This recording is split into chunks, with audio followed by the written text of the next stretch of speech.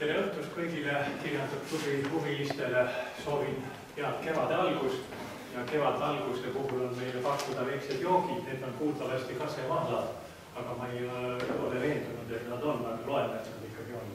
Siis on, tähendab, teed kohvi on võimalik võtta ja täna on meil siis väga meeldiv kuulata professor Rein Veidemanni, võib-olla mõne sõna professor Rein Veidemannist, me kõik teame teda.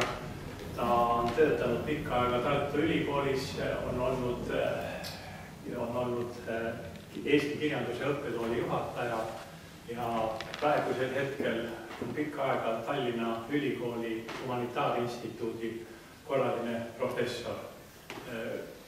Kirjutisi ja esseesid on väga palju ilmunud, viimane raamat, mida me siin täna ka vaatame ja käsitleme, on siis 101 Eesti kirjandusteost, see on siin Rahvaraamat meile lahkelt pannud selle välja odavdatud hinnaga ja samuti tänasel üritustel osalejatele on siis Rahvaraamatu poolt välja jagada terve rida neid 10%-lisi kuponge, öeldes siis Pärnumaalt Rahvaraamatukogus Vanalinna kirjandusklubis on nagu parool, siis saab osta suvalisi raamatuid, mis teile huvi pakub päris soodsalt.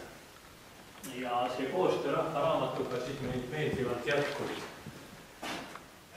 Päevakord oleks meil selline, et professor Rein Veidemann lühidalt räägiks ja peaks oma loengu, siis on meil küsimused, sõnavõtud, diskussioon ja lõpuks siis me sööstame ja võtame autogramme, siit võib neid raamatuid siis kaasa võtta, et see on meeldiv juhus ja võimalus saada kirjanikult autogramm.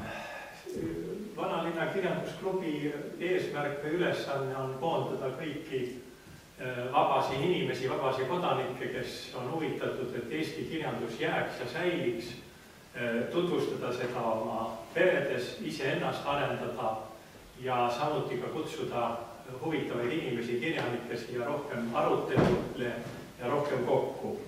Siis peale loengut on meil alati traditsioon, et on üks viktoriini küsimus kuulajatele. See viktoriini küsimus on siis kirjanduse vallast ja on ka oma vägagi suurt niisugust kriminaalset tähendust, et kes õieti vastab, nende vahele, nendele jagatakse siis niisugune sümboolne preemia. Et sinu poolt kõik, palun. Aitäh! Tere õhtust! Mul on suur au ja